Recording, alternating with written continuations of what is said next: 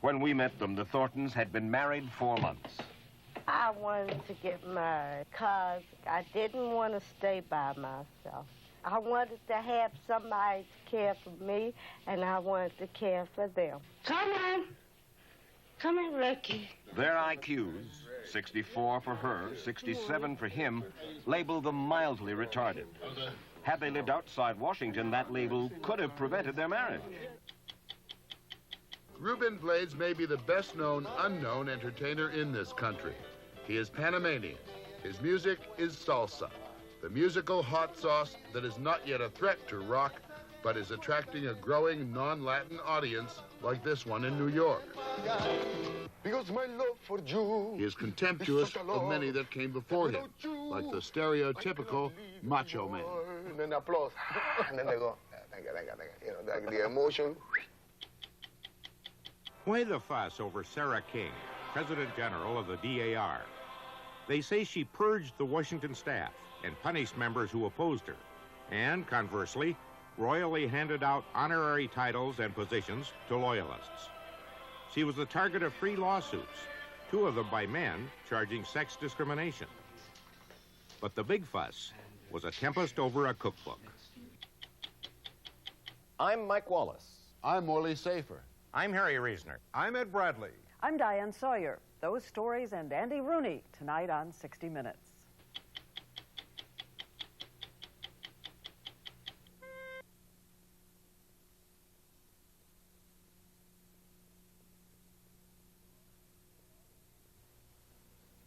There are roughly 15 million Spanish-speaking people in this country. Theirs is a culture virtually unknown to most Anglos, as non-Latins are called. If this man, Rubén Blades, has anything to do with it, that might change. Rubén Blades is a 37-year-old poet and singer, an actor, a lawyer, with an enormous following both here and in Latin America. And he's just beginning to be heard and seen by an Anglo audience. If you think Chiquita Banana or Carmen Miranda or Ricky Ricardo when you think Latin America, well, stand back. Here comes Rubén Blades. Yo niño no entendía su amor, porque uno es joven y no sabe del amor. Crecí mirando a mi madre vivir amarrada, a una esperanza que la enterró toda amargada, dentro de una noche que no acabó. Rubén Blades may be the best-known unknown entertainer in this country. He is Panamanian. His music is salsa, the musical hot sauce that is not yet a threat to rock, but is attracting a growing non-Latin audience like this one in New York.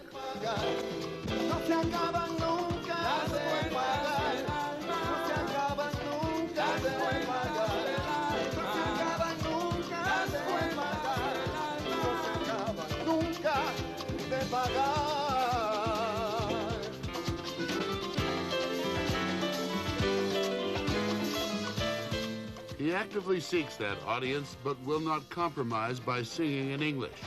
He tells a New York audience, if you want to know about my records, ask the help. But Jose, come over here. I'd like to borrow an album, you know? Then you get to know a little bit more about the 3 million Latins that walk here in this town. He sees himself as a new kind of Latin artist.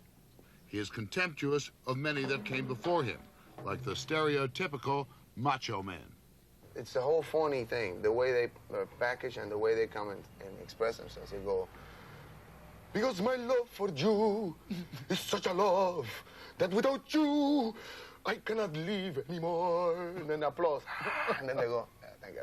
You know, the emotion left, disappeared. All the other guys, the guy with the chains, you know, with the chest and the hair and how are you? Well, I have many women in my life. You know. Get out of here. Yeah. I mean, you work so much trying to break away from that. Barely a year ago, if you wanted to see Rubén Blades perform, you would have to go into the barrio of a big American city. But Rubén Blades has moved downtown, been discovered. You may now find him at Carnegie Hall. It's the new image of the Latin people. I think that the music transcends language. Because finally we found somebody who's telling the American society how us Latin should be recognized in this society. And he's about the only one that's doing it. I think he's gorgeous. And he is more than that. He has 2 law degrees, one from Panama, and then last year, just as he was making it big in music, he took a year off to go to the Harvard Law School.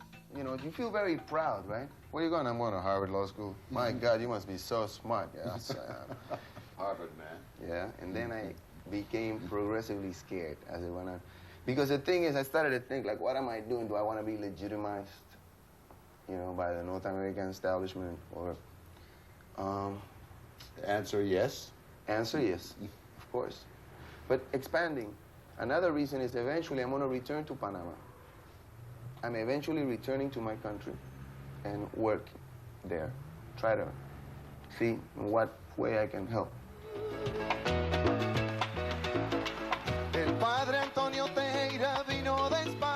Rubén Blades' salsa music may sound upbeat, as in this song called Padre Antonio.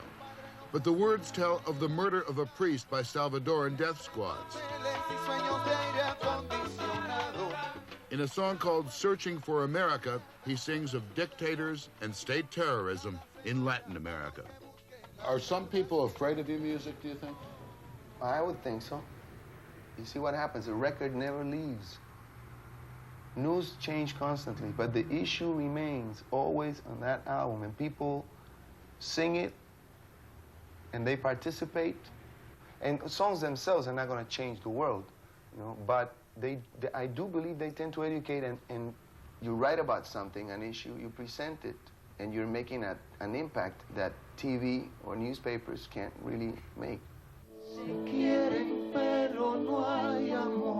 As an artist, recognition is coming from other artists.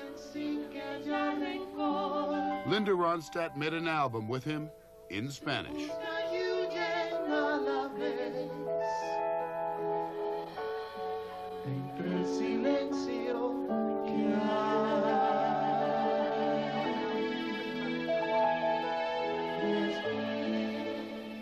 Last year, he took his mission to get the Anglos to know their Latin neighbors a step further. Like the Beatles.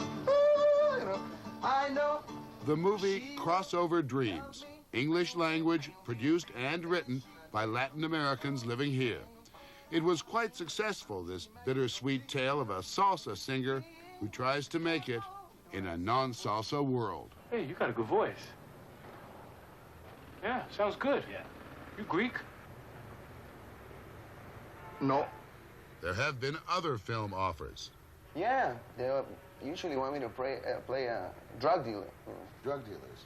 That's, again, what kind of Cuban or Colombian, according to the fancy of whoever writes the script, you know. Let's make him Colombian today, Richard. You know, so I'm saying, like, somebody's going to do the job, all right? I don't have to. He feels he is a one-man consciousness raiser for Latins in America, and he is free with his advice for them. Don't think they're going to say no because you're a Latin. You know, don't defeat yourself before, okay? Go over there and say, this is what I have to do, bah, and deal as an equal. But the truth may be, no, because you are Latin. I don't accept that. I think that's just fear, you know? Fear, it's all. It's like I can never do this, or if I do it, they're going to throw me out because they don't think, I won't go. Bah, you don't go. Go, you know? Crossover Dreams was produced and directed by Manuel Arce and Leon Ichazo.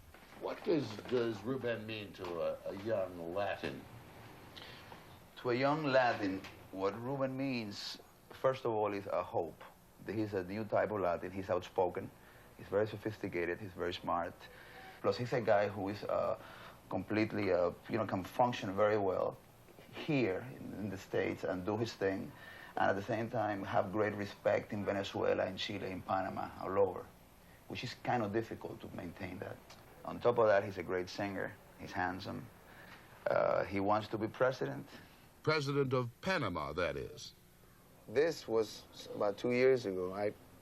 Somebody asked me, well, are you going to go back? And I said, yes. You're going to get into politics? I said, I don't see any way I'm not going to. And he says, so what, do you want to be a president, you know? And I said, why not? You know, I looked at him dead in the eye and I said, why not? I certainly think that I could make a difference by working, and I certainly think I'm capable. Then I started to think, well, was I being arrogant? I mean, was I like, you know, being unrealistic and just kind of saying, well, yeah, well. I said, I might have. The bottom line is I'm going to go back and I'm going to work. It doesn't matter how and what capacity. How you doing? Blades lives on New York's Upper West Side, a hero on his block who prides himself on being just plain Rubén.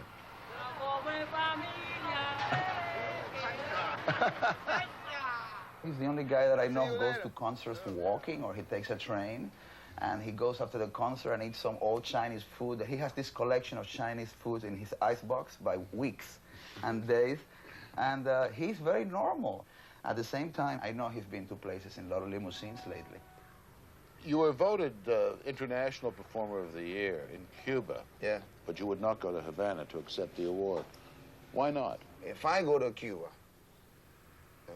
or if I go to Nicaragua, where I've been invited many times to go, the immediate reaction is, see, you went to get instructions, you know, from Fidel. You know? And also, there's another thing, which I don't want to be used politically. You know, I don't, you got the problem over here, and you also have the problem over there. You know. La ex señorita no ha decidido qué hacer. There is a hard edge even to his love songs. This one was banned for a time in Panama. There was a line in there about a boy who is wishing that his girlfriend gets her period because he's afraid that she's pregnant. Ay, qué problema. They banned the song because of that. And because of the word period. Yeah. It's like, you know, and I said, well, that's great, you know, nobody gets a period in Panama. I said, you know, you should advertise that, probably have hundreds of people. Instead of a holiday spot, go to Panama, you won't have the period. Another song called Tiburon, the Shark, is really about the U.S. Navy on patrol. What was the message? The basic point of the song was Latin America can take care of itself. I believe that. I don't think that our problems are going to be resolved by the U.S. intervention. I don't think they're going to be resolved by Russians interfering. When are we going to be allowed to grow by ourselves? Well, you're talking about these stereotypes. And the stereotype of Latin American politics, I suppose, is a general with a chest full of fruit salad, or a guy with a beard and a cigar and a Kalashnikov over his shoulder. Right. And they're fairly accurate stereotypes. But who created them? Who put those generals with the fruit salad and the chest there? And what conditions were the ones that made the guy with the beard and the tobacco go over there and have all the country follow him? You know, what I'm saying is it could have been avoided. His background is a curious mix. His grandfather was American, one of Teddy Roosevelt's Rough Riders. His grandmother was Panamanian, a leading suffragette. His mother was a popular singer, and his father, a member of the Panamanian secret police. And he was very popular in Panama because he was also a basketball star.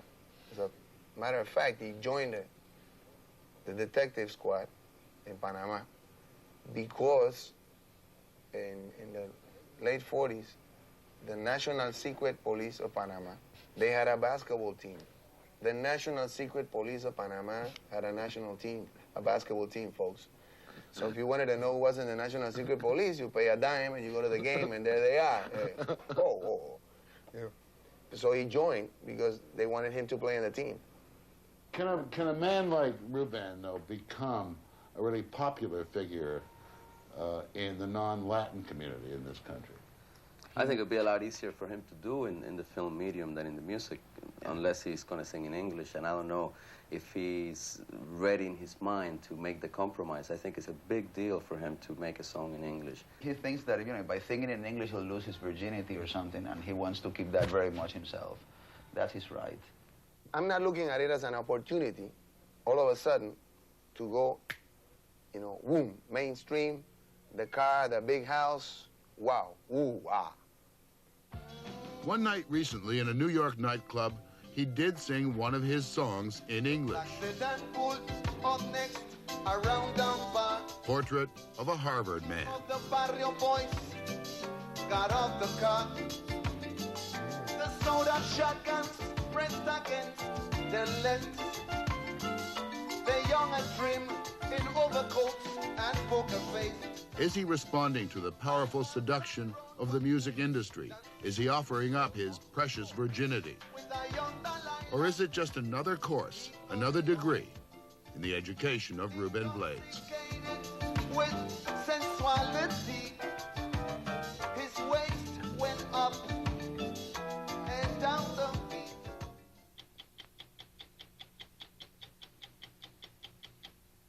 No se acaban nunca de pagar.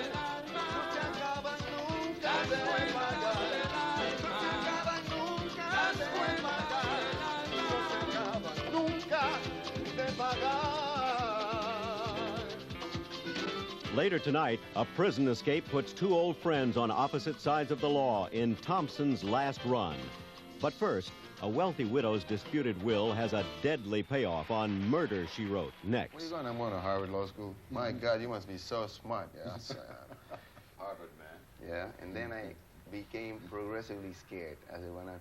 Because the thing is, I started to think, like, what am I doing? Do I want to be legitimized, you know, by the North American establishment? Or, Answer yes. Answer yes, of course.